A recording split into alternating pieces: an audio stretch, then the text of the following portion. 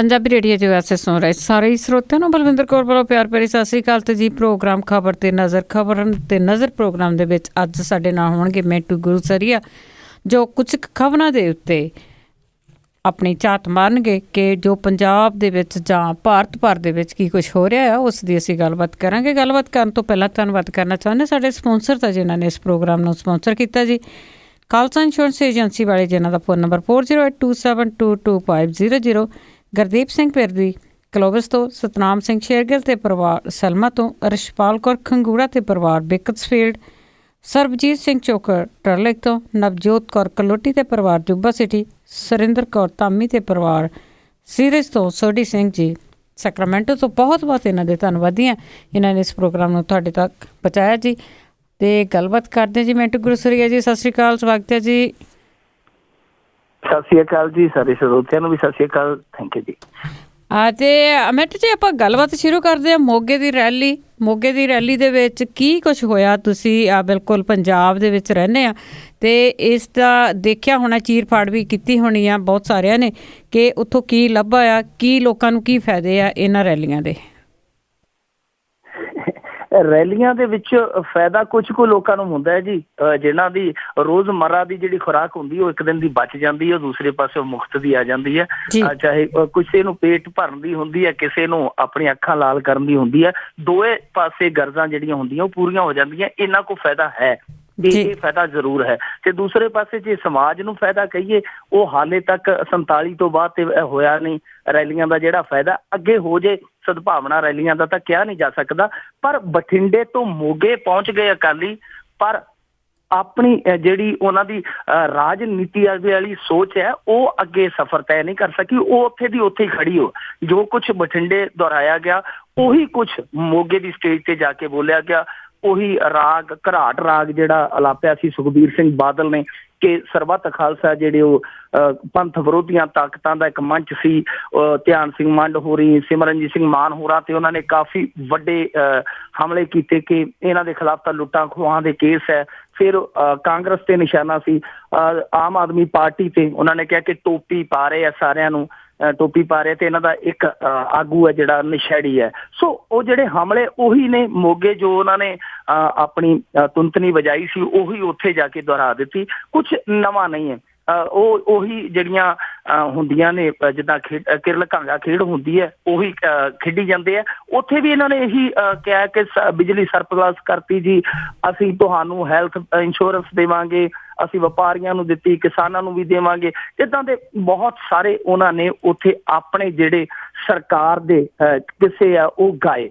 ਪਰ ਅਸਲ ਦੇ ਵਿੱਚ ਹਕੀਕਤ ਇਹ ਹੈ ਕਿ ਰੈਲੀਆਂ ਕਰਨ ਵਾਲੇ ਸੁਖਬੀਰ ਸਿੰਘ ਬਾਦਲ ਦੇ ਰਾਜ ਦੀ ਜੇ ਧਰਾਤਲ ਹਕੀਕੀ ਵੇਖੀਏ ਤਾਂ ਉਹ ਇਹ ਹੈ ਕਿ ਵਰਦੀਆਂ ਦਿੰਦੀ ਹੈ ਸਰਕਾਰ ਬੱਚਿਆਂ ਨੂੰ, ਸਰਕਾਰੀ ਸਕੂਲਾਂ 'ਚ ਜਿਹੜੇ ਪੜ੍ਹਦੇ ਆ। ਸਰਦੀਆਂ ਜਿਹੜੀਆਂ ਉਹ ਬੁੱਢੀਆਂ ਹੋਣ ਵਾਲੀਆਂ ਹੋ ਗਈਆਂ ਤਕਰੀਬਨ ਪੰਜਾਬ ਦੇ ਵਿੱਚ, ਪਰ ਉਹ ਜਿਹੜੀਆਂ ਥੋੜੇ ਪੈਸੇ ਦੇ ਵਿੱਚ ਆਉਂਦੀਆਂ ਗਰਮ ਜਿਹੜੀਆਂ ਵਰਦੀਆਂ, ਉਹ ਹਾਲੇ ਤੱਕ ਪੰਜਾਬ ਸਰਕਾਰ ਨੇ ਉਹ ਨਹੀਂ ਦਿੱਤੀਆਂ। ਸੋ ਗੱਲਾਂ ਬੜੀਆਂ ਡੀਂਗਾਂ ਬੜੀਆਂ ਵੱਡੀਆਂ ਮਾਰੀਆਂ ਮੋਗਾ ਰੈਲੀ 'ਚ ਵੀ, ਪਰ ਹਕੀਕਤ ਕੁਛ ਹੋਰ ਹੈ। ਦਰਅਸਲ ਸਰਦਾਰ ਬਾਦਲ, ਜਿਹੜੇ ਵੱਡੇ ਬਾਦਲ ਆ, ਉਹ ਕਹਿੰਦੇ ਕਿ ਇਹ ਰੈਲੀਆਂ ਜਿਹੜੀਆਂ ਸਿਆਸਤ ਲਈ ਨਹੀਂ, ਇਹ ਸਦਭਾਵਨਾ ਲਈ ਹੈ। ਪਰ ਸਦਭਾਵਨਾ ਕਿਹੋ ਜਿਹੀ ਹੈ, ਕੱਲ ਸਰਜੀਤ ਜੈਣੀ ਨੇ ਦਿਖਾ ਦਿੱਤੀ। ਉਹਨੇ ਸਿੱਖਾਂ ਬਾਰੇ ਇਹੋ ਜਿਹਾ ਬਿਆਨ ਦੇ ਦਿੱਤਾ ਕਿ ਹੁਣ ਜਦੋਂ ਟ੍ਰੇਨਾਂ ਬੱਸਾਂ 'ਚ ਸਿੱਖ ਚੜ੍ਹਦੇ ਆ ਤੇ ਦੂਸਰੇ ਜਿਹੜੇ ਯਾਤਰੀ ਉਹ ਟ੍ਰੇਨਾਂ ਬੱਸਾਂ ਖਾਲੀ ਕਰਨਾ ਸ਼ੁਰੂ ਕਰ ਦਿੰਦੇ ਆ, ਯਾਨੀ ਉਹਨਾਂ ਦੇ ਕਹਿਣ ਦਾ ਮਤਲਬ ਕਿ ਡਰ ਜਾਂਦੇ ਆ। ਸੋ ਇਹੋ ਜਿਹੀ ਸਦਭਾਵਨਾ, ਜੇ ਸਦਭਾਵਨਾ ਹੈ ਤਾਂ ਫਿਰ ਦੁਰਭਾਵਨਾ ਕਿਹਨੂੰ ਕਿਹਾ ਜਾਏਗਾ? ਕਿ ਜਿਹੜੇ ਪੰਥ ਨੂੰ ਉਹ ਇਕਜੁੱਟ ਕਰਨ ਦੀ ਚਾਹਤ ਨਾਲ ਜਾਂ ਆਪਣੇ ਮਨਸ਼ਾ ਦੇ ਨਾਲ ਉਹ ਰੈਲੀਆਂ ਕਰ ਰਹੇ ਨੇ, ਤੇ ਉਸੇ ਪੰਥ ਤੇ ਉਹ ਨਿਸ਼ਾਨਾ ਸਾਧ ਰਹੇ ਨੇ ਭਾਜਪਾ ਵਾਲੇ। ਸੋ ਦਿਲਚਸਪ ਜਿਹਾ ਹੋਇਆ ਪਿਆ ਜੀ ਸਾਰਾ ਕੁਛ। ਪਰ ਮੋਗੇ ਰੈਲੀ ਦਾ ਹਾਲ ਬਠਿੰਡੇ ਵਾਲਾ ਹੀ ਹੈ, ਜੋ ਅਖਬਾਰਾਂ ਨੇ ਦੱਸਿਆ ਕਿ ਬਠਿੰਡੇ ਨਾਲੋਂ ਸਗੋਂ ਘਟ ਗਈ ਉੱਥੇ ਗਿਣਤੀ। ਤੇ ਦੂਸਰੀ ਗੱਲ ਇਹ ਕਿ ਜਦੋਂ ਕੱਲ ਸੁਖਬੀਰ ਸਿੰਘ ਬਾਦਲ ਉੱਥੇ ਬੋਲਣ ਲੱਗੇ ਤਾਂ ਉਹ ਲੋਕ ਉੱਠ ਕੇ ਜਿਹੜੇ ਜਾਣੇ ਸ਼ੁਰੂ ਹੋ ਗਏ ਰੈਲੀ ਦੇ ਵਿੱਚੋਂ, ਜਿਹੜੇ ਪੰਡਾਲ ਸੀ ਖਾਲੀ ਹੋਣੇ ਸ਼ੁਰੂ ਹੋ ਗਏ। ਨਾਲ ਦੀ ਨਾਲ ਫਿਰ ਰੈਲੀ 2:35 ਤੇ ਉਹ ਖਤਮ ਕਰ ਦਿੱਤੀ ਗਈ, ਜਦ ਕਿ ਬਠਿੰਡੇ ਵਾਲੀ ਰੈਲੀ ਤਕਰੀਬਨ 4 ਵਜੇ ਤੱਕ ਚੱਲਦੀ ਰਹੀ ਸੀ।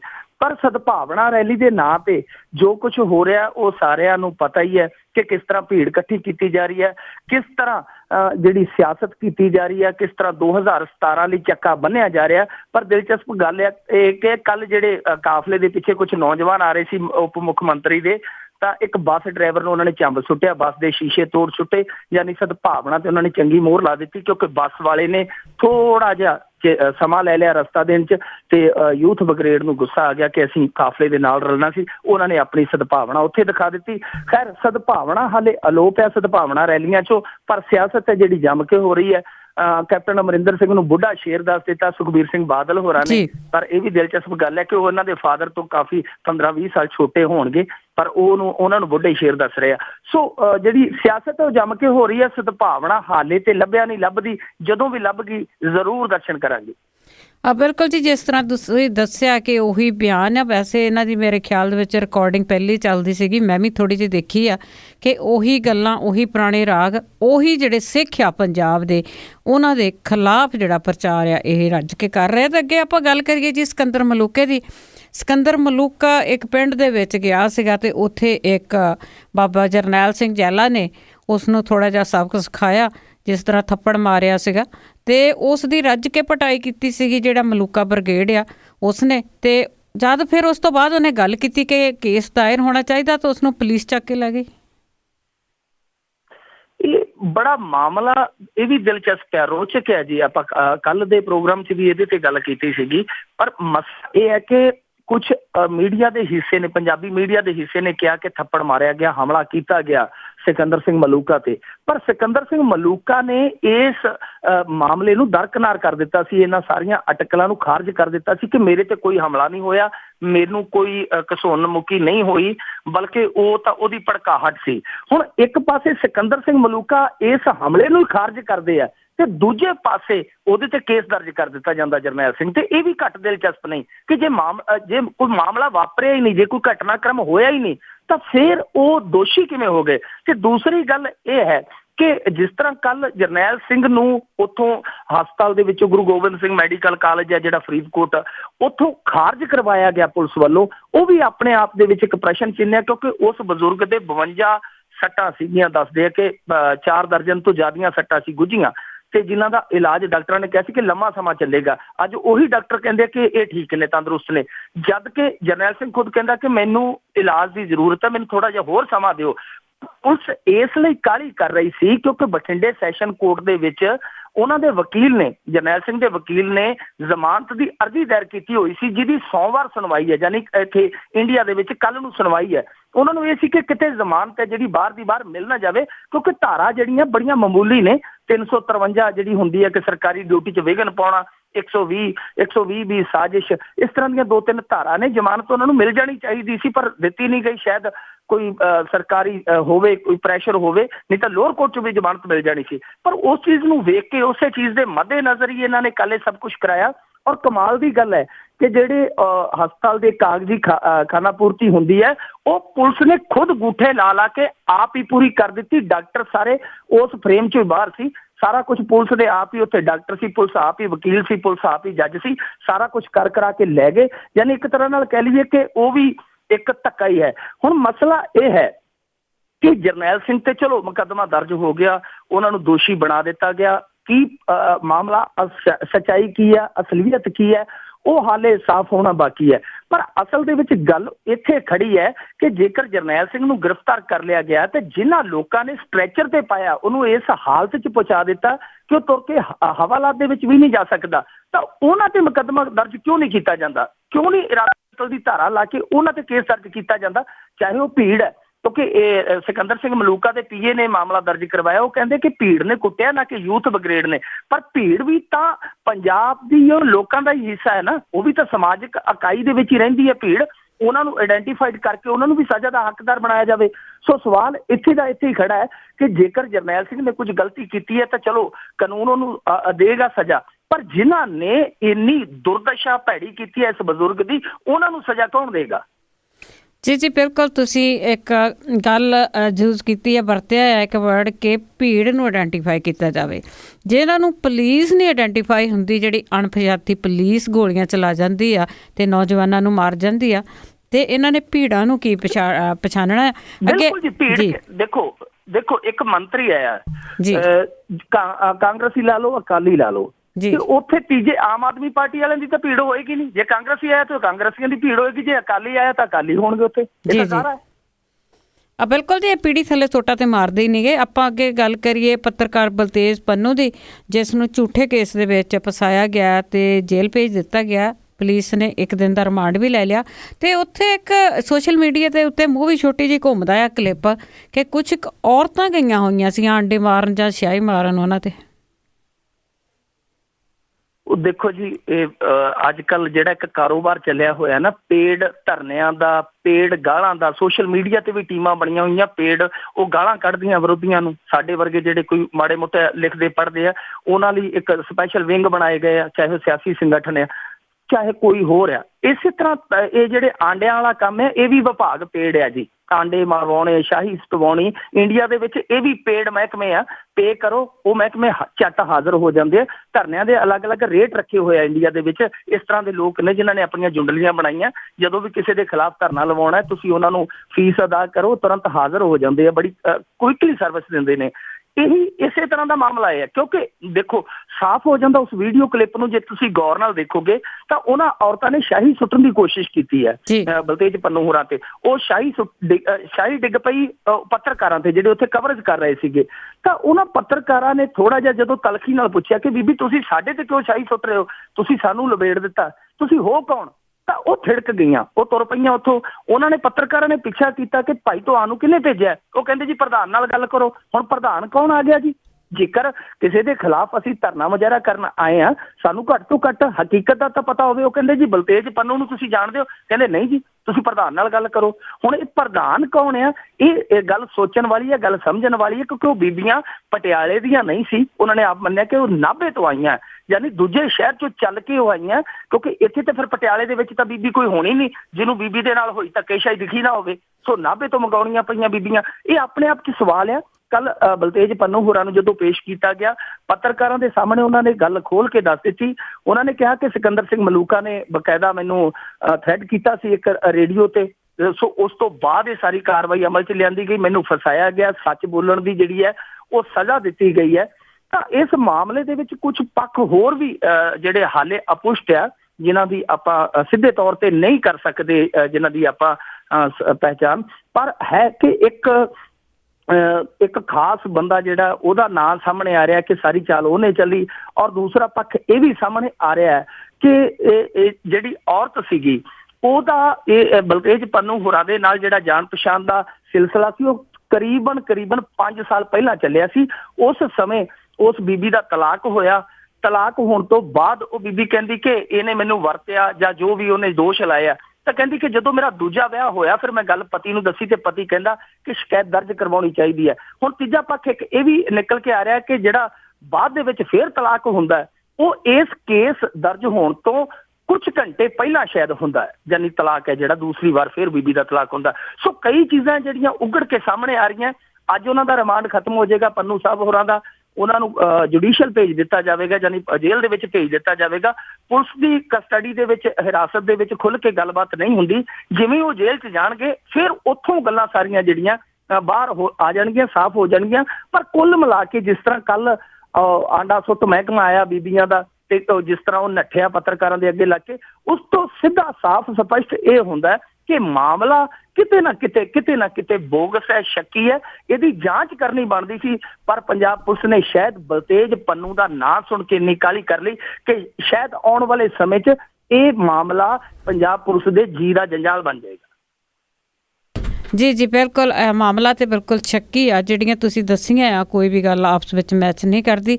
ਅੱਗੇ ਤੁਸੀਂ ਲਿਖਿਆ ਕਿ ਸੱਚ ਬੋਲਣ, ਜੇ ਕੋਈ ਸੱਚ ਬੋਲਦਾ ਆ, ਸੱਚ ਲਿਖਦਾ ਆ ਤੇ ਉਸ ਦੇ ਖਿਲਾਫ ਜਿਹੜਾ ਉਹ ਸਾਹ ਘੁੱਟ ਰਿਹਾ ਲੋਕਾਂ ਦਾ, ਪੂਰੇ ਪੰਜਾਬ ਦੇ ਵਿੱਚ ਨਹੀਂ ਪੂਰੇ ਇੰਡੀਆ ਦੇ ਵਿੱਚ ਇਹ ਗੱਲ ਹੈਗੀ ਆ। ਸੋਸ਼ਲ ਮੀਡੀਆ ਆ ਜਿਹੜਾ ਜਿੱਥੇ ਲੋਕ ਅੱਜ ਕੱਲ੍ਹ ਗੱਲ ਕਰ ਸਕਦੇ ਆ, ਇਸ ਵੇਲੇ ਇਸ ਦੀ ਥਾਂ ਆ ਮੀਡੀਆ ਦੇ ਵਿੱਚ। ਤੇ ਇਸ ਦੇ ਉੱਤੇ ਵੀ ਜਿਹੜਾ ਲੋਕਾਂ ਨੂੰ ਚੱਕਿਆ ਜਾ ਰਿਹਾ ਆ। ਜੇ ਕੋਈ ਲਿਖਦਾ ਆ, ਕੋਈ ਟਿੱਪਣੀ ਕਰਦਾ ਆ, ਈਵਨ ਲੋਕੀ ਟਿੱਪਣੀ ਕਰ ਸਕਦੇ ਆ, ਕਿਸੇ ਤੇ ਵੀ ਕਰ ਸਕਦੇ ਜਿਹੜਾ ਚੁਣਿਆ ਹੋਇਆ ਬੰਦਾ ਹੁੰਦਾ ਆ। ਤੇ ਇਸੇ ਤਰ੍ਹਾਂ ਇੱਕ ਮੁੰਡਾ ਆ ਜੀ, ਉਸ ਨੂੰ ਚੱਕ ਲਿਆ ਗਿਆ ਪੰਜਾਬ ਦੇ ਵਿੱਚੋਂ। ਤਾਂ ਆਮ ਆਦਮੀ ਪਾਰਟੀ ਨੇ ਸੋਸ਼ਲ ਮੀਡੀਆ ਦਾ ਦਮ ਘੁੱਟਣ ਦੇ ਦੋਸ਼ ਲਾਏ ਆ। ਜੀ ਇਹ ਆਮ ਆਦਮੀ ਪਾਰਟੀ ਨੇ ਨੋਟਿਸ ਲਿਆ, ਵੈਸੇ ਬਹੁਤ ਵਧੀਆ ਗੱਲ ਕੀਤੀ ਹੈ, ਕਿਉਂਕਿ ਸੁਪਰੀਮ ਕੋਰਟ ਦਾ 22-23 ਮਾਰਚ ਨੂੰ ਤਕਰੀਬਨ ਇੱਕ ਫੈਸਲਾ ਆਇਆ ਸੀਗਾ ਜਿਹਦੇ ਵਿੱਚ ਗਾਈਡਲਾਈਨ ਜਾਰੀ ਕੀਤੀ ਗਈ ਸੀ ਕਿ ਸੋਸ਼ਲ ਮੀਡੀਆ ਤੇ ਲਗਾਮ ਨਹੀਂ ਲਾਈ ਜਾ ਸਕਦੀ। ਉਹ ਖਬਰ ਸ਼ਾਇਦ ਹਾਲੇ ਵੀ ਕਿਤੇ ਨਾ ਕਿਤੇ ਸੋਸ਼ਲ ਮੀਡੀਆ ਦੇ ਹਿੱਸੇ 'ਚ ਘੁੰਮ ਰਹੀ ਹੋਏਗੀ।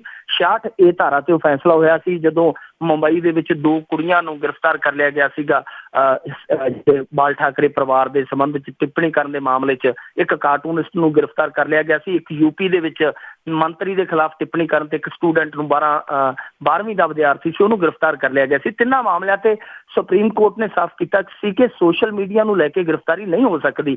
ਹੁਣ ਪੰਜਾਬ ਦੇ ਵਿੱਚ ਜਦੋਂ ਸ਼ੰਭੂ ਬਾਰਡਰ ਲੰਘ ਜਾਈਏ ਜਾਂ ਡੱਬਵਾਲੀ ਵਾਲਾ ਬਾਰਡਰ ਹੈ ਜਿਹੜਾ ਬਾਦਲਾਂ ਦੇ ਨਾਲ ਵਾਲਾ ਬਾਰਡਰ ਆ ਉਹ ਲੰਘ ਜਾਈਏ, ਸ਼ਾਇਦ ਇੱਥੇ ਕਾਨੂੰਨ ਹੈ ਜਿਹੜੇ ਉਹ ਆ ਕੇ ਬਦਲ ਜਾਂਦੇ ਆ, ਆਪਣੀਆਂ ਪਰਿਭਾਸ਼ਾਵਾਂ ਜਿਹੜੀਆਂ ਉਹ ਬਦਲ ਲੈਂਦੇ ਨੇ। ਸੋ ਇੱਥੇ ਸੋਸ਼ਲ ਮੀਡੀਆ ਤੇ ਦੇਖੋ ਧੜਾ-ਧੜ ਪਰਚੇ ਦਰਜ ਹੋ ਰਹੇ ਨੇ, ਚਾਹੇ ਉਹ ਭਰੋਵਾਲ ਦਾ ਮਾਮਲਾ ਹੈ ਉਹਦੇ ਸਾਲਾ ਸਾਹਿਬ ਤੇ ਪਰਚਾ ਦਰਜ ਹੋ ਗਿਆ, ਉਹਦੇ ਪਿਤਾ ਤੇ ਦਰਜ ਹੋ ਗਿਆ। ਫਿਰ ਇੱਕ ਬਿਕਰਮ ਸਿੰਘ ਸੀਗਾ, ਉਹਨੇ ਉਪ ਮੁੱਖ ਮੰਤਰੀ ਤੇ ਟਿੱਪਣੀ ਕੀਤੀ, ਉਹਨੂੰ ਫੜ ਲਿਆ ਗਿਆ। ਫਿਰ ਉਸ ਤੋਂ ਬਾਅਦ ਹੋ ਰਿਹਾ USA ਮੁੰਡਾ ਰਹਿੰਦਾ ਇੱਕ ਜੋਧਵੀਰ, ਉਹਦੇ ਪਰਿਵਾਰ ਨੂੰ ਪਰੇਸ਼ਾਨ ਕੀਤਾ ਗਿਆ। ਉਹਨੇ ਦੋਸ਼ ਲਾਏ ਕਿ ਮੇਰੇ ਪਰਿਵਾਰ ਤੇ ਪੁਲਿਸ ਹੈ ਜਿਹੜਾ ਉਹ ਦਬਾਅ ਪਾ ਰਹੀ ਹੈ ਕਿ ਉਹਦਾ ਅਕਾਊਂਟ ਬੰਦ ਕਰਵਾਇਆ ਜਾਵੇ। ਸੋ ਜਿਹੜੀ ਇੱਕ ਤਰ੍ਹਾਂ ਨਾਲ ਕਹਿ ਲਈਏ ਕਿ ਅਸਹਿਣਸ਼ੀਲਤਾ ਦੀ ਜਿਹੜੀ ਤੁਸੀਂ ਗੱਲ ਕਹੀ ਕਿ ਪੂਰੇ ਮੁਲਕ ਦੇ ਵਿੱਚ ਹੀ ਹੈ, ਉਹ ਸਾਡੇ ਪੰਜਾਬ ਦੇ ਵਿੱਚ ਮੈਨੂੰ ਲੱਗਦਾ ਕਿ ਜ਼ਿਆਦਾ ਦਿਖਾਈ ਦੇ ਰਹੀ ਹੈ। ਪਰ ਜਿਹੜੀਆਂ ਦਿੱਲੀ 'ਚ ਬੈਠੀਆਂ ਤਾਕਤਾਂ ਨੇ, ਸਿਆਸੀ ਤਾਕਤਾਂ ਨੇ, ਉਹਨਾਂ ਨੂੰ ਇਹ ਦਿਖਾਈ ਨਹੀਂ ਦਿੰਦੀ। ਹੁਣ ਜੇ ਸੋਸ਼ਲ ਮੀਡੀਆ ਤੇ ਵੀ ਕੋਈ ਆਪਣੀ ਗੱਲ ਨਹੀਂ ਰੱਖ ਸਕਦਾ ਤਾਂ ਇਹਦਾ ਮਤਲਬ ਹੈ ਕਿ ਸਾਡਾ ਦੇਸ਼ ਬਹੁਤ ਸਹਿਣਸ਼ੀਲ ਹੈ, ਜਿਹੜਾ ਸਭ ਕੁਝ ਹੀ ਸਹਿਣ ਕਰ ਜਾਂਦਾ। ਇਹਨੇ ਤੇ ਇੱਥੋਂ ਤੱਕ ਸਹਿਣ ਕਰ ਲਿਆ ਹੈ ਕਿ ਨਰਿੰਦਰ ਮੋਦੀ ਨੇ ਦੋ ਥਾਂ ਤੇ ਚੋਣ ਲੜੀ ਸੀ, ਇੱਕ ਵਾਰਾਣਸੀ ਤੇ ਇੱਕ ਵਡੋਦਰਾ ਤੋਂ। ਜਦੋਂ ਇਹ ਲੋਕ ਸਭਾ ਦੀ ਚੋਣ ਜਿੱਤ ਗਏ, ਪ੍ਰਧਾਨ ਮੰਤਰੀ ਦੀ ਕੁਰਸੀ ਤੇ ਬੈਠ ਕੇ, ਤਾਂ ਇਹ ਵਾਰਾਣਸੀ ਗਏ ਸੀ। ਉਸ ਥਾਂ ਤੋਂ ਇਹਨਾਂ ਨੇ ਇੱਕ ਮੈਸੇਜ ਦਿੱਤਾ ਸੀ ਕਿ ਅਸੀਂ ਸਦਭਾਵਨਾ ਨਾਲ ਚੱਲਾਂਗੇ, ਕਿਸੇ ਨਾਲ ਮੰਦ ਭਾਵਨਾ ਨਹੀਂ ਰੱਖਾਂਗੇ, ਯਾਨੀ ਏਕਤਾ ਨਾਲ ਚੱਲਾਂਗੇ। ਤੇ ਹਾਲੇ ਪ੍ਰਧਾਨ ਮੰਤਰੀ ਸਾਹਿਬ ਦਿੱਲੀ ਨਹੀਂ ਸੀ ਪਹੁੰਚੇ ਵਾਰਾਣਸੀ ਤੋਂ, ਤੇ ਉਸੇ ਥਾਂ ਤੇ ਜਿੱਥੇ ਖੜ ਕੇ ਉਹਨਾਂ ਨੇ ਮੈਸੇਜ ਦਿੱਤਾ ਸੀ ਉੱਥੇ ਸਾਹਮਣੇ ਇੱਕ ਮਸਜਿਦ ਸੀ, ਗਿਆਨ ਵਾਪੀ ਮਸਜਿਦ ਕਹਿੰਦੇ ਉਹਨੂੰ, ਤੇ ਉੱਥੇ ਖੜ ਕੇ ਯੋਗੀ ਆਦਿੱਤਿਆਨਾਥ ਨੇ ਕਹਿਤਾ ਸੀ ਕਿ ਮਸਜਿਦ ਢਾਹ ਦੇਣੀ ਚਾਹੀਦੀ ਹੈ। ਸੋ ਤਾਂ ਵੀ ਸਾਡਾ ਮੁਲਕ ਸਹਿਣ ਕਰ ਗਿਆ। ਇਹੋ ਜਿਹੀ ਅਸਹਿਣਸ਼ੀਲਤਾ ਦਾ ਜਿਹੜਾ ਮਾਹੌਲ ਆ ਉਹ ਦੇਸ਼ ਸਾਡਾ ਪਚਾ ਗਿਆ। ਇਹਦੋਂ ਵੱਡਾ ਮਹਾਨ ਤੇ ਹੋ ਹੀ ਨਹੀਂ ਸਕਦਾ ਕਿ ਇੰਨਾ ਕੁਝ ਸਹਿ ਜਾਂਦਾ। ਪਰ ਸੋਸ਼ਲ ਮੀਡੀਆ ਦੀ ਜਿਹੜੀ ਇੱਕ ਲੜਾਈ ਜੇਕਰ ਆਮ ਆਦਮੀ ਪਾਰਟੀ ਲੜੇ ਤਾਂ ਮੈਨੂੰ ਲੱਗਦਾ ਕਿ ਇਹ ਮਾਮਲਾ ਹਾਈ ਕੋਰਟ, ਜਿਹੜਾ ਉਹਨਾਂ ਨੇ ਕਿਹਾ ਹਿੰਮਤ ਸਿੰਘ ਸ਼ੇਰਗਿੱਲ ਹੋਰਾਂ ਨੇ ਕਿ ਹਾਈ ਕੋਰਟ 'ਚ ਅਸੀਂ ਲੈ ਕੇ ਜਾਵਾਂਗੇ, ਤਾਂ ਮੈਨੂੰ ਲੱਗਦਾ ਕਿ ਹਾਈ ਕੋਰਟ ਦੀ ਬਜਾਏ ਇਹਨੂੰ ਸੁਪਰੀਮ ਕੋਰਟ ਦੇ ਵਿੱਚ ਹੀ ਲਿਜਾਇਆ ਜਾਵੇ ਕਿ ਤੁਸੀਂ ਦੱਸੋ ਸੁਪਰੀਮ ਕੋਰਟ ਜੀ, ਤੁਸੀਂ ਵੱਡੇ ਹੋ ਜਾਂ ਸਾਡੇ ਉਪ ਮੁੱਖ ਮੰਤਰੀ ਸੁਖਬੀਰ ਸਿੰਘ ਬਾਦਲ ਵੱਡੇ ਆ, ਸਾਨੂੰ ਇਹ ਸਾਫ਼ ਕਰ ਦਿਓ ਅਸੀਂ ਤੁਹਾਡੀ ਗਾਈਡਲਾਈਨ ਮੰਨਣੀ ਹੈ ਜਾਂ ਸਾਡੇ ਨਿੱਕੀ ਸਰਕਾਰ ਦੀ ਗਾਈਡਲਾਈਨ ਮੰਨਣੀ ਜੀ। ਤੇ ਅੱਗੇ ਜੀ ਆਪਾਂ ਫਿਰ ਸੋਸ਼ਲ ਮੀਡੀਆ ਦੀ ਗੱਲ ਕਰੀਏ, ਜਿਸ ਤਰ੍ਹਾਂ ਆਮ ਆਦਮੀ ਪਾਰਟੀ ਦੇ ਭਗਵੰਤ ਮਾਨ ਨੇ ਇਹ ਗੱਲ ਕੀਤੀ ਸੀਗੀ ਕਿ ਡੋਪ ਟੈਸਟ ਦੀ, ਤੇ ਉਸ ਦਾ ਕੀ ਜਵਾਬ ਦਿੱਤਾ ਸੁਖਬੀਰ ਬਾਦਲ ਨੇ? ਉਹ ਕਹਿੰਦੇ ਜੀ ਕਿਹੜਾ ਡੋਪ ਟੈਸਟ, ਕਿਹੜਾ ਭਗਵੰਤ ਮਾਨ, ਮੈਂ ਕਿਸੇ ਨੂੰ ਜਾਣਦਾ ਹੀ ਨਹੀਂ। ਜਦੋਂ ਸੁਖਬੀਰ ਸਿੰਘ ਬਾਦਲ ਪੂਰੇ ਹੁੰਦੇ ਆ ਨਾ ਜੀ ਜਾਹੋ ਜਲਾ ਤੇ, ਤਾਂ ਉਦੋਂ ਉਹ ਇਹੀ ਕਹਿੰਦੇ। ਇੱਕ ਵਾਰ ਅਸੀਂ ਪ੍ਰੈਸ ਕਾਨਫਰੰਸ ਦੇ ਵਿੱਚ ਬੈਠੇ ਸੀ ਸਾਰੇ, ਤੇ ਅਸੀਂ ਪ੍ਰਤਾਪ ਸਿੰਘ ਬਾਜਵਾ ਬਾਰੇ ਸਵਾਲ ਪੁੱਛਿਆ ਸੀ ਸਾਡੇ ਇੱਕ ਸਾਥੀ ਨੇ, ਤੇ ਉਹ ਕਹਿੰਦੇ ਜੀ ਕੌਣ ਬਾਜਵਾ? ਉਹਨਾਂ ਨੂੰ ਕਾਂਗਰਸ ਦੇ ਪ੍ਰਧਾਨ ਦਾ ਹੀ ਨਹੀਂ ਪਤਾ ਕਿ ਕੌਣ ਬਾਜਵਾ। ਤੇ ਸਾਰੇ ਪੱਤਰਕਾਰ ਜਦੋਂ ਉੱਠਣ ਲੱਗੇ ਫਿਰ ਕਹਿੰਦੇ ਕਿ ਨਹੀਂ ਬਹਿ ਜਾਓ। ਯਾਨੀ ਇੱਕ ਤਰ੍ਹਾਂ ਨਾਲ ਸਵਾਲ ਦਾ ਮਜ਼ਾਕ ਉਡਾਉਣ ਵਾਲੀ ਗੱਲ ਹੁੰਦੀ ਹੈ। ਹੁਣ ਦੇਖੋ ਭਗਵੰਤ ਮਾਨ ਦਾ ਉਹ ਇਹ ਤਾਂ ਕਹਿਣਾ ਨਹੀਂ ਭੁੱਲਦੇ ਕਿ ਜਿਹੜੇ ਆਮ ਆਦਮੀ ਪਾਰਟੀ ਦਾ ਇੱਕ ਆਗੂ ਹੈ ਉਹ ਨਸ਼ੇੜੀ ਹੈ, ਉਹਨਾਂ ਨੂੰ ਅਸਿੱਧੇ ਰੂਪ 'ਚ ਟਾਰਗੇਟ ਕਰਨੋਂ ਭੁੱਲਦੇ ਨਹੀਂ। ਤੇ ਜਦੋਂ ਗੱਲ ਜਵਾਬ ਦੇਣ ਦੀ ਆਉਂਦੀ ਹੈ, ਜਿੱਥੇ ਉਹਨਾਂ ਦਾ ਥੋੜਾ ਜਿਹਾ ਪਚੀਦਾ ਹੋ ਜਾਂਦਾ ਮਾਮਲਾ, ਉੱਥੇ ਉਹ ਕਹਿ ਦਿੰਦੇ ਆ ਜੀ ਕਿ ਮੈਂ ਤਾਂ ਜਾਣਦਾ ਹੀ ਨਹੀਂ ਕਿਸੇ ਨੂੰ। ਜਦੋਂ ਉਹਨਾਂ ਨੇ ਸਵਾਲ ਦਾ ਮਜ਼ਾਕ ਉਡਾਉਣਾ ਹੋਵੇ, ਇੱਕ ਜ਼ਿੰਮੇਵਾਰਾਨਾ ਬੰਦੇ ਲਈ ਇਸ ਤਰ੍ਹਾਂ ਦਾ ਜਿਹੜਾ ਵਤੀਰਾ ਹੈ ਉਹ ਸ਼ੋਭਾ ਨਹੀਂ ਦਿੰਦਾ। ਲੋਕ ਸਭਾ ਜਦੋਂ ਚੋਣਾਂ ਹੋਈਆਂ ਤੇ ਪ੍ਰਕਾਸ਼ ਸਿੰਘ ਬਾਦਲ ਜਦੋਂ ਇੱਥੇ ਸਾਡੇ ਲੰਬੀ ਹਲਕੇ 'ਚ ਸੰਗਤ ਦਰਸ਼ਨ ਕਰਦੇ ਸੀ, ਵਿਚਰਦੇ ਸੀਗੇ, ਤਾਂ ਉਹ ਉੱਥੇ ਹਰੇਕ ਪਿੰਡ 'ਚ ਜਾ ਕੇ ਕਹਿੰਦੇ ਸੀ ਆਹ ਇੱਕ ਮੁੰਡਾ ਆਇਆ ਜੀ ਭੰਡ ਜਿਹਾ, ਐਵੇਂ ਬਸ ਬੋਲੀ ਜਾਂਦਾ, ਇਹਨੂੰ ਪਤਾ ਨਹੀਂ ਕੁਛ ਸਿਆਸਤ ਦਾ, ਕੋਈ ਗੱਲ ਨਹੀਂ, ਕੋਈ ਬਾਤ ਨਹੀਂ, ਐਵੇਂ ਬਹਿ ਜਾਊਗਾ, ਉਹ ਹੈ ਜੋ ਹੈ। ਪਰ ਜਦੋਂ ਭਗਵੰਤ ਮਾਨ ਨੇ ਢੀਂਡਸਾ ਮਾਂਜਤਾ, ਉਸ ਤੋਂ ਬਾਅਦ ਅੱਜ ਤੱਕ ਸਰਦਾਰ ਬਾਦਲ ਨੇ ਭਗਵੰਤ ਮਾਨ ਤੇ ਟਿੱਪਣੀ ਨਹੀਂ ਕੀਤੀ। ਉਹੀ ਗੱਲ ਹੁਣ ਸੁਖਬੀਰ ਸਿੰਘ ਬਾਦਲ ਦੀ ਹੈ ਕਿ ਸ਼ਾਇਦ ਜਾਣਦੇ ਨਹੀਂ, ਪਰ ਜੇ ਇਹ ਮਾਮਲਾ ਇਸ ਤਰ੍ਹਾਂ ਜੋਕ ਬਣ ਕੇ ਚਿੰਬੜਦਾ ਰਿਹਾ ਤਾਂ ਜਾਣਨ ਲੱਗ ਜਾਣਗੇ ਕਿ ਭਗਵੰਤ ਮਾਨ ਕੌਣ ਹੈ। ਸ਼ਾਇਦ ਅਗਲੀਆਂ ਵੋਟਾਂ ਤੱਕ ਇਹਨਾਂ ਨੂੰ ਪਤਾ ਲੱਗ ਜਾਏਗਾ ਕਿ ਭਗਵੰਤ ਮਾਨ ਕੌਣ ਹੈ। ਪਰ ਮਸਲਾ ਇਹ ਹੈ ਕਿ ਸੁਖਬੀਰ ਸਿੰਘ ਬਾਦਲ ਹਮੇਸ਼ਾ ਹੀ ਪੱਤਰਕਾਰਾਂ ਦਾ ਸਵਾਲਾਂ ਦਾ ਜਵਾਬ ਜਦੋਂ ਦੇਣਾ ਹੁੰਦਾ ਉਦੋਂ ਇਸੇ ਤਰ੍ਹਾਂ ਦਾ ਰਵੱਈਆ ਅਖਤਿਆਰ ਕਰਦੇ। ਕਦੇ ਕਹਿੰਦੇ ਜੀ ਝੀਲਾਂ 'ਚ ਤੁਹਾਡੇ ਲਈ ਵੋਟ ਚਲਾ ਦਿਆਂਗੇ, ਉੱਥੇ ਖਾਇਓ ਪੀਓ। ਇਦਾਂ ਦਾ ਕੁਛ ਇਹਨਾਂ ਦਾ ਹਮੇਸ਼ਾ ਹੀ ਪੱਤਰਕਾਰਾਂ ਪ੍ਰਤੀ ਵਤੀਰਾ ਜਿਹੜਾ ਬੜਾ ਲਾਈਟਲੀ ਲੈਂਦੇ ਆ ਪੱਤਰਕਾਰਾਂ ਨੂੰ। ਸੋ ਇਹ ਇਦਾਂ ਦੀਆਂ ਗੱਲਾਂ ਇਹਨਾਂ ਨੂੰ ਕਹਿਣੀਆਂ ਸ਼ੋਭਾ ਨਹੀਂ ਦਿੰਦੀਆਂ। ਮੈਨੂੰ ਲੱਗਦਾ ਕਿ ਇਹਨਾਂ ਨੂੰ ਜਿਵੇਂ ਸਿਕੰਦਰ ਸਿੰਘ ਮਲੂਕਾ ਨੇ ਪਛਾਣ ਲਿਆ ਕਿ ਭਗਵੰਤ ਮਾਨ ਕੌਣ ਹੈ, ਉਹਨਾਂ ਨੇ ਕਿਹਾ ਕਿ ਆਜੋ ਮੈਦਾਨ 'ਚ ਮੈਂ ਕਰਵਾਉਣਾ ਡੋਪ ਟੈਸਟ, ਸਿਕੰਦਰ ਸਿੰਘ ਮਲੂਕਾ ਨੇ, ਚਲੋ ਵਧੀਆ ਗੱਲ ਕੀਤੀ। ਤਾਂ ਮੈਨੂੰ ਲੱਗਦਾ ਕਿ ਉਸੇ ਤਰ੍ਹਾਂ ਟਿੱਪਣੀ ਦਿੰਦੇ ਕਿ ਸਾਫ਼ ਕਰਦੇ ਕਿ ਭਾਈ ਮੈਂ ਦੇਣਾ ਡੋਪ ਟੈਸਟ ਜਾਂ ਨਹੀਂ, ਉਹ ਇਹਨਾਂ ਦੀ ਇੱਛਾ ਹੈ। ਪਰ ਇਸ ਤਰ੍ਹਾਂ ਦੇ ਜਿਹੜਾ ਸਵਾਲਾਂ ਦਾ ਮਜ਼ਾਕ ਬਣਾਉਣਾ, ਉਹ ਦਰਅਸਲ ਸਵਾਲਾਂ ਦਾ ਮਜ਼ਾਕ ਨਹੀਂ, ਮਜ਼ਾਕ ਸੁਖਬੀਰ ਸਿੰਘ ਬਾਦਲ ਆਪ ਦਾ ਬਣਾ ਲੈਂਦੇ ਆ। ਜੀ ਬਿਲਕੁਲ, ਤਾਂ ਇਹਨਾਂ ਨੂੰ ਕਿਹੜੀ ਕੋਈ ਸੰਗ ਸ਼ਰਮ ਆ। ਤੇ ਅੱਗੇ ਆਪਾਂ BSF ਦੀ ਡਾਕਟਰੀ ਰਿਪੋਰਟ ਜਿਹੜੀ ਸਾਲਾਨਾ ਰਿਪੋਰਟ ਆਉਂਦੀ ਆ, ਉਹ ਕੀ ਕਹਿੰਦੀ ਆ? ਬੜੀ ਖਤਰਨਾਕ ਰਿਪੋਰਟ ਹੈ ਜੀ ਜਿਹੜੀ ਪੰਜਾਬ ਦੇ ਵਿੱਚ। ਇਹ BSF ਹਮੇਸ਼ਾ ਹਰੇਕ ਸਾਲ ਬਾਅਦ ਸ਼ੀਸ਼ਾ ਦਿਖਾਉਂਦੀ ਹੈ ਪੰਜਾਬ ਸਰਕਾਰ ਨੂੰ। ਜਦੋਂ ਪਿਛਲੀ ਵਾਰੀ ਲੱਗੇ ਸੀਗੇ ਧਰਨੇ BSF ਦੇ ਅਗੇਂਸਟ, ਇਹਨਾਂ ਨੇ ਲਾਉਣ ਦੀ ਐਲਾਨ ਕੀਤਾ ਸੀ, ਕੋਸ਼ਿਸ਼ ਕੀਤੀ ਸੀਗੀ, ਲਾਏ ਵੀ, ਤਾਂ ਉਦੋਂ ਵੀ BSF ਨੇ ਇਹਨਾਂ ਨੂੰ ਚਾਨਣਾ ਸ਼ੀਸ਼ਾ ਦਿਖਾਇਆ ਸੀਗਾ ਕਿ ਇਕੱਲਾ ਹੈਰੋਇਨ ਜਿਹੜਾ ਆ ਉਹ ਨਸ਼ਾ ਹੀ ਜਿਹੜਾ ਬਾਹਰੋਂ ਆਉਂਦਾ ਉਹ ਨਸ਼ਾ ਹੀ ਪ੍ਰਭਾਵਿਤ ਨਹੀਂ ਕਰਦਾ ਪੰਜਾਬ ਦੀ ਜਵਾਨੀ ਨੂੰ। ਬਹੁਤ ਸਾਰਾ ਨਸ਼ਾ ਹੈ ਜਿਹੜਾ ਸਿੰਥੈਟਿਕ ਜਿਹੜਾ ਡਰੱਗ ਹੈ ਉਹ ਪੰਜਾਬ ਦੇ ਵਿੱਚ ਵੀ ਬਣਦਾ ਹੈ। ਉਹਨਾਂ ਨੇ ਰਿਪੋਰਟਾਂ ਦੇ ਆਧਾਰ ਤੇ, ਤੱਥਾਂ ਦੇ ਆਧਾਰ ਤੇ ਗੱਲ ਕਹੀ ਸੀ। ਹੁਣ ਫਿਰ ਉਹਨਾਂ ਨੇ ਇੱਕ ਰਿਪੋਰਟ ਹੈ ਜਿਹੜੀ ਉਹ ਜਨਤਕ ਕੀਤੀ ਹੈ। ਉਹ ਕਹਿੰਦੇ ਕਿ 20 ਤੋਂ 30 ਸਾਲ ਵਰਗ ਦੇ ਜਿਹੜੇ ਨਸ਼ੇੜੀ ਹੈ 90% ਉਹਨਾਂ ਚੋਂ ਹੈਰੋਇਨ ਲੈਂਦੇ ਆ। ਯਾਨੀ ਉਹਨਾਂ ਦਾ ਕਹਿਣ ਦਾ ਮਤਲਬ ਹੈ ਕਿ ਹੈਰੋਇਨ ਦਾ ਜਿਹੜਾ ਹੁਣ ਗ੍ਰਾਫ ਹੈ, ਹੈਰੋਇਨ ਲੈਣ ਦਾ ਜਿਹੜਾ ਗ੍ਰਾਫ ਹੈ ਉਹ ਵੱਧਦਾ ਜਾ ਰਿਹਾ। ਯਾਨੀ 20 ਤੋਂ 30% ਦੀ ਜਿਹੜੀ 20 ਤੋਂ 30 ਸਾਲ ਦੀ ਜਿਹੜੀ ਨੌਜਵਾਨ ਪੀੜ੍ਹੀ ਹੈ ਉਹਦੇ ਵਿੱਚ 90% ਮੁੰਡੇ ਕੁੜੀਆਂ ਜਿਹੜੇ ਉਹ ਹੈਰੋਇਨ ਲੈਂਦੇ ਆ। ਤਾਂ ਹੈਰੋਇਨ ਇਸ ਸਮੇਂ ਸਭ ਤੋਂ ਖਤਰਨਾਕ ਨਸ਼ਾ ਹੈ। ਇਸੇ ਗੱਲ ਦੀ ਪੁਸ਼ਟੀ ਇਹਨਾਂ ਦੇ ਡਾਕਟਰ ਕਰਦੇ ਆ। ਫਿਰੋਜ਼ਪੁਰ ਦੇ ਸਿਵਲ ਹਸਪਤਾਲ ਦੇ ਡਾਕਟਰ ਨੇ ਰਚਨਾ ਜੀ, ਉਹਨਾਂ ਨੇ ਵੀ ਇਹੀ ਗੱਲ ਦੀ ਪੁਸ਼ਟੀ ਕੀਤੀ ਕਿ ਸਾਡੇ ਕੋਲ ਜਿਹੜੇ ਰਵਾਇਤੀ ਨਸ਼ੇ ਜਿੱਦਾਂ ਅਫੀਮ, ਪੋਸਟ, ਤੰਬਾਕੂ, ਉਹ ਬਹੁਤ ਘੱਟ ਮਰੀਜ਼ ਆ ਰਹੇ ਨੇ। ਸਾਡੇ ਕੋਲ ਮਰੀਜ਼ ਆ ਰਹੇ ਨੇ ਹੈਰੋਇਨ, ਚਿੱਟਾ ਜਾਂ ਸਿੰਥੈਟਿਕ ਡਰੱਗ ਇਹੋ ਜਿਹੇ। ਸੋ ਇੱਕ ਬੜੀ ਖਤਰਨਾਕ ਸਥਿਤੀ ਹੈ ਕਿ 90% ਨੌਜਵਾਨ ਹੈਰੋਇਨ ਲੱਗ ਜਾਣ, ਕਿਉਂਕਿ ਹੈਰੋਇਨ ਦਾ ਨਸ਼ਾ ਹੈ ਜਿਹੜਾ ਉਹ ਸਭ ਤੋਂ ਮਾਰੂ ਹੈ ਨਸ਼ਿਆਂ ਦੇ ਵਿੱਚ। ਪਰ ਪੰਜਾਬ ਸਰਕਾਰ ਇਹਨਾਂ ਚੀਜ਼ਾਂ ਵੱਲ ਤਵੱਜੋ ਹੀ ਨਹੀਂ ਦਿੰਦੀ, ਕੋਈ ਧਿਆਨ ਹੀ ਨਹੀਂ ਦਿੰਦੀ। ਉਹਨਾਂ ਨੂੰ ਲੱਗਦਾ ਕਿ ਸਾਨੂੰ ਬਦਨਾਮ ਕਰਨ ਦੀ ਕੋਸ਼ਿਸ਼ ਕੀਤੀ ਜਾ ਰਹੀ ਹੈ, ਪਰ ਬਦਨਾਮ ਨਹੀਂ, ਇਹ ਅਸਲੀਅਤ ਹੈ ਕਿ ਅੱਜ ਪੰਜਾਬ ਦੇ ਵਿੱਚ ਰਕਸ਼ੇ ਵਾਲੇ ਵੀ ਚਿੱਟਾ ਪੀਣ ਲੱਗੇ, ਜਿਹਨੂੰ ਹੈਰੋਇਨ ਕਹਿ ਦਿੰਦੇ ਆ।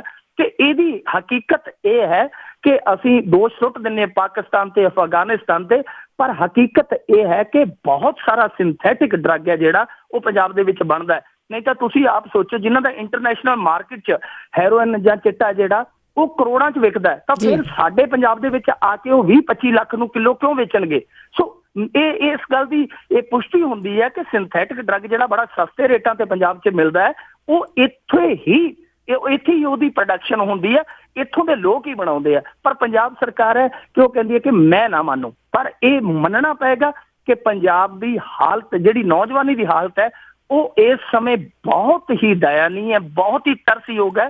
ਜੇਕਰ ਨਾ ਸੰਭਾਲਿਆ ਗਿਆ ਪੰਜਾਬ ਤੇ ਆਉਣ ਵਾਲੇ ਦਿਨਾਂ 'ਚ ਚਿੱਟਾ ਤਾਂ ਹੋ ਜਾਏਗਾ ਪੰਜਾਬ, ਜਿੱਦਾਂ ਕਿ ਚਿੱਟੀ ਕ੍ਰਾਂਤੀ ਦੀ ਗੱਲ ਕਰਦੇ ਸੀ, ਚਿੱਟਾ ਤਾਂ ਹੋ ਜਾਏਗਾ, ਪਰ ਭਵਿੱਖ ਹੈ ਜਿਹੜਾ ਉਹ ਸਾਰਾ ਹੀ ਕਾਲਾ ਹੋ ਜਾਏਗਾ। ਬਿਲਕੁਲ ਜੀ, ਚਿੱਟੇ ਦਾ ਤੇ ਗਾਹ ਪਾਇਆ ਪਿਆ ਪੰਜਾਬ ਦੇ ਵਿੱਚ। ਤੇ ਅੱਗੇ ਆਪਾਂ ਜੀ 3 ਭੈਣਾਂ ਦੀ ਗੱਲ ਕਰੀਏ ਜਿਹੜੀਆਂ ਤੰਗ ਨੇ ਜੀ ਛੇੜਛਾੜ ਦੇ ਕੇਸਾਂ ਤੋਂ ਤੇ ਦਿਮਾਗੀ ਬਿਮਾਰੀ ਦੀਆਂ ਸ਼ਿਕਾਰ ਹੋ ਗਈਆਂ। ਇਹ ਵੀ ਘਟਨਾ ਜਿਹੜੀ ਫਿਰੋਜ਼ਪੁਰ ਦੀ ਔਰ ਬੜੀ ਦਿਲ ਕੰਬਾਊ ਘਟਨਾ ਹੈ ਕਿ ਕੁਝ ਦਮੰਗਾਂ ਦੀ ਦਮੰਗਾਈ ਕਰਨ ਇਹ ਜਿਹੜੀਆਂ 3 ਭੈਣਾਂ ਸੀਗੀਆਂ, ਜਿਹਦੇ ਵਿੱਚ ਵੱਡੀ ਰੋਬੀਨਾ ਉਹ ਡਿਪਰੈਸ਼ਨ ਦਾ ਸ਼ਿਕਾਰ ਹੋ ਗਈ, 2 ਭੈਣਾਂ ਉਹਦੀਆਂ ਹੋਰ ਆ, ਉਹ ਵੀ ਬਹੁਤ ਸਹਿਮੀਆਂ ਨੇ। ਕਾਰਨ ਇਹੀ ਹੈ ਕਿ ਉਹ ਜਦੋਂ ਵੀ ਬਾਹਰ ਨਿਕਲਦੀਆਂ ਮਾਹੌਲ ਹੀ ਆਲਾ ਦੁਆਲਾ ਇਸ ਤਰ੍ਹਾਂ ਦਾ ਗੰਧਲਾ ਹੈ ਕਿ ਉਹ ਛੇੜਛਾੜ ਹੁੰਦੀ। ਔਰ ਜੋ ਤੁਹਾਨੂੰ ਪਤਾ ਹੀ ਹੈ ਕਿ ਔਰਤਾਂ ਦੇ ਨਾਲ ਭਾਰਤੀ ਸਮਾਜ ਦੇ ਵਿੱਚ ਜਿਸ ਤਰ੍ਹਾਂ ਦਾ ਇੱਕ ਵਰਤਾਰਾ ਕੀਤਾ ਜਾਂਦਾ, ਅੰਜਾਮ ਦਿੱਤਾ ਜਾਂਦਾ, ਉਹ ਸਭ ਨੂੰ ਪਤਾ ਹੀ ਹੈ। ਸੋ ਉਸ ਮਾਹੌਲ ਤੋਂ ਡਰੀਆਂ ਸਹਿਮੀਆਂ ਇਹਨਾਂ 3 ਭੈਣਾਂ ਨੇ ਆਪਣੇ ਆਪ ਨੂੰ ਘਰ ਦੇ ਵਿੱਚ ਕੈਦ ਕਰ ਲਿਆ ਔਰ ਉਸ ਤੋਂ ਬਾਅਦ ਉਹ ਮਾਨਸਿਕ ਰੋਗੀ ਬਣ ਗਈਆਂ, ਮਨੋਰੋਗੀ ਬਣ ਗਈਆਂ। ਪਰ ਇਹ ਮੈਂ ਜਿਵੇਂ ਅੱਗੇ ਕਿਹਾ ਕਿ ਜਿਹੜੀਆਂ ਸਮਾਜਿਕ ਚਿੰਤਾਵਾਂ ਨੇ, ਜਿਹੜੀਆਂ ਸਮਾਜਿਕ ਅਲਾਮਤਾਵਾਂ ਨੇ, ਜਿਹੜੀਆਂ ਸਮਾਜਿਕ ਔਂਕੜਾਂ ਮੁਸੀਬਤਾਂ ਨੇ, ਪੰਜਾਬ ਸਰਕਾਰ ਉਹਨਾਂ ਵੱਲ ਬਿਲਕੁਲ ਕੰਡ ਦੇ ਕੇ ਖੜ ਗਈ ਹੈ। ਉਹਨਾਂ ਨੂੰ ਇਹਨਾਂ ਚੀਜ਼ਾਂ ਦਾ ਪਤਾ ਹੀ ਨਹੀਂ। ਇਹ ਚੀਜ਼ਾਂ ਮਾਮੂਲੀ ਨੇ ਉਹਨਾਂ ਲਈ। ਖਾਲਿਸਤਾਨ, ਕੈਪਟਨ ਅਮਰਿੰਦਰ ਸਿੰਘ, ਭਗਵੰਤ ਮਾਨ, ਇਹ ਮੁੱਦੇ ਨੇ, ਪਰ ਇਹ ਮੁੱਦੇ ਨਹੀਂ ਨੇ ਕਿ ਕੁੜੀਆਂ ਜਿਹੜੀਆਂ ਉਹ ਡਰ ਕੇ ਸਕੂਲ ਛੱਡ ਰਹੀਆਂ। ਪਿੱਛੇ ਜੇ ਇੱਕ ਰਿਪੋਰਟ ਆਈ ਸੀ, ਮੀਡੀਆ ਰਿਪੋਰਟ ਆਈ, ਕੋਈ ਮੇਰੀ ਆਪਦੀ ਨਹੀਂ ਹੈ, ਕਿ ਤਲਵੰਡੀ ਸਾਬੋ ਜਿਹੜਾ ਕਿ ਨੰਨੀ ਸ਼ਾਹ ਦਾ ਹਲਕਾ ਹੈ, ਬੀਬਾ ਹਰਸਿਮਰਤ ਬਾਦਲ ਦਾ ਖੁਦ ਦਾ ਲੋਕ ਸਭਾ ਹਲਕਾ ਹੈ, ਉਹਦੇ ਵਿੱਚ 2 ਪਿੰਡਾਂ 'ਚ 17 ਕੁੜੀਆਂ ਨੇ ਸਕੂਲ ਇਸ ਕਰਕੇ ਛੱਡ ਦਿੱਤਾ ਕਿਉਂਕਿ ਉਹਨਾਂ ਦੇ ਪਿੰਡ 'ਚ ਸਕੂਲ ਸੀ ਜਿਹੜਾ ਪ੍ਰਾਇਮਰੀ ਮਿਡਲ ਤੱਕ ਸੀ ਤੇ ਦੂਜੇ ਪਿੰਡ 'ਚ ਜਾਣਾ ਪੈਂਦਾ ਸੀ। ਜਦੋਂ ਸਾਈਕਲਾਂ ਤੇ ਜਾਂਦੀਆਂ ਸੀ ਜਾਂ ਤੁਰ ਕੇ ਜਾਂਦੀਆਂ ਸੀ ਤਾਂ ਰਸਤੇ ਦੇ ਵਿੱਚ ਮੁੰਡੇ ਆ ਜਿਹੜੇ ਛੇੜਛਾੜ ਕਰਦੇ ਸੀ। ਸੋ ਇੱਕ ਭਿਆਨਕ ਤਸਵੀਰ ਹੈ ਪੰਜਾਬ ਦੀ ਕਿ ਕੁੜੀਆਂ ਅੱਜ 21ਵੀਂ ਸਦੀ ਦੇ ਵਿੱਚ ਆ ਕੇ ਵੀ ਇਸ ਸਹਿਮ ਚੋਂ ਨਹੀਂ ਨਿਕਲ ਸਕੀਆਂ।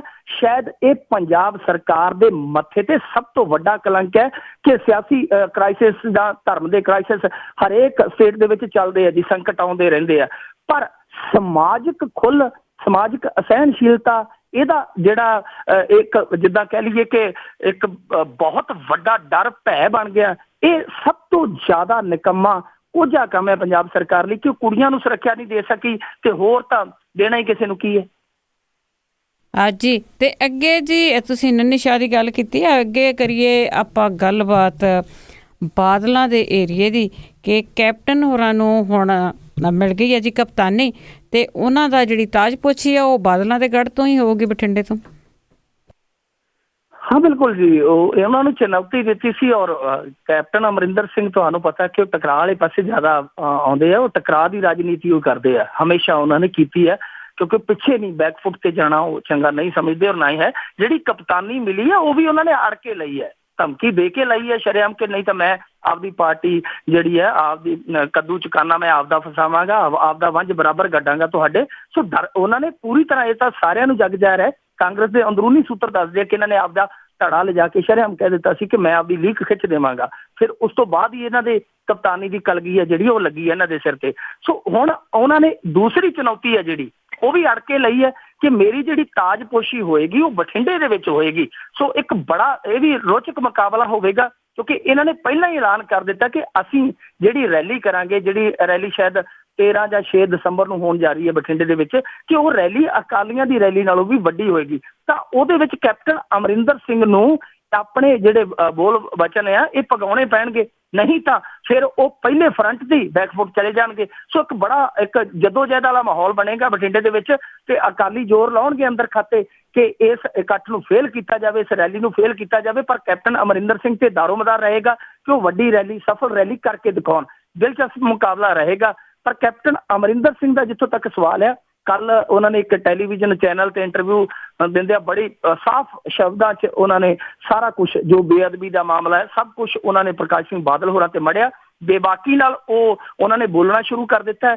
ਪਰ ਦੂਸਰੇ ਮਸਲਿਆਂ ਤੇ ਜਿੱਦਾਂ ਉਹਨਾਂ ਦੀ ਅੱਗੇ ਹੁੰਦੀ ਸੀ ਟਸਲ ਬਾਜਵੇ ਨਾਲ, ਪੱਠਲ ਨਾਲ, ਜਗਮੀਤ ਬਰਾੜ ਨਾਲ, ਯਾਨੀ ਅੰਦਰੂਨੀ ਜਿਹੜੀ ਖਾਨਾ ਜੰਗੀ ਚੁਲਝੇ ਹੋਏ ਸੀ, ਉੱਥੋਂ ਨਿਕਲ ਕੇ ਹੁਣ ਉਹਨਾਂ ਨੇ ਸਿੱਧਾ ਜਿਹੜਾ ਆਪਣੀ ਤੋਪ ਦਾ ਮੂੰਹ ਹੈ, ਪਟਿਆਲਾ ਸ਼ਾਹੀ ਤੋਪ ਦਾ ਮੂੰਹ ਹੈ, ਉਹ ਬਾਦਲਾਂ ਦੇ ਕਿਲੇ ਵੱਲ ਨੂੰ ਕਰ ਦਿੱਤਾ ਤੇ ਸ਼ਾਇਦ ਪਹਿਲੀ ਸੰਨਮਾਰੀ ਦੀ ਕੋਸ਼ਿਸ਼ ਉਹ ਬਠਿੰਡੇ ਹੀ ਕਰਕੇ ਜੇਕਰ ਕਾਮਯਾਬ ਹੋ ਗਏ, ਇੱਥੋਂ ਸੰਨਮਾਰੀ ਕਰ ਦਿੱਤੀ ਉਹਨਾਂ ਨੇ ਬਾਦਲਾਂ ਦੇ ਗੜ੍ਹ 'ਚ, ਤੇ ਅਗਲਾ ਜਿਹੜਾ ਆਉਣ ਵਾਲਾ ਸਮਾਂ ਹੋਏਗਾ ਪੰਜਾਬ ਦੀ ਰਾਜਨੀਤੀ ਤੇ ਬੜਾ ਦਿਲਚਸਪ ਰਹੇਗਾ ਇਹ ਮੁਕਾਬਲਾ। ਜੀ ਬਹੁਤ ਬਹੁਤ ਧੰਨਵਾਦ ਮਿੰਟੂ ਗੁਰਸਰੀਆ ਜੀ, ਤੁਸੀਂ ਸਾਡੇ ਨਾਲ ਜੁੜੇ ਤਾਂ ਜਿਹੜੀਆਂ ਖਬਰਾਂ ਆ, ਕੁਝ ਕੁ ਹੈਡਲਾਈਨਸ ਆ, ਉਹਨਾਂ ਤੇ ਤੁਸੀਂ ਗੱਲਬਾਤ ਕੀਤੀ। ਬਹੁਤ ਬਹੁਤ ਧੰਨਵਾਦ। ਸ਼ੁਕਰੀਆ ਜੀ। ਸਤਿ ਸ਼੍ਰੀ ਅਕਾਲ ਜੀ। ਸਤਿ ਸ਼੍ਰੀ ਅਕਾਲ। ਤੇ ਸਰੋਤਿਓ, ਇਹ ਸਨ ਮਿੰਟੂ ਗੁਰਸਰੀਆ ਜੋ ਸਾਡੇ ਨਾਲ ਜੁੜਦੇ ਨੇ ਤੇ ਜਿੰਨੀ ਦੇਰ ਤੱਕ ਬਲਤੇਜ ਪੰਨੂ ਨਹੀਂ ਆਉਂਦੇ ਤੁਹਾਡੇ ਤੱਕ ਖਬਰਾਂ ਆ ਅਸੀਂ ਬਿਲਕੁਲ ਪਹੁੰਚਾਉਂਦੇ ਰਵਾਂਗੇ। ਅਗਲੇ ਬੁਲਟਨ ਤੱਕ ਬਲਵਿੰਦਰ ਕੌਰ ਵੱਲੋਂ ਤੁਹਾਨੂੰ ਆਪ ਸਭ ਨੂੰ ਪਿਆਰ ਭਰੀ ਸਤਿ ਸ੍ਰੀ ਅਕਾਲ।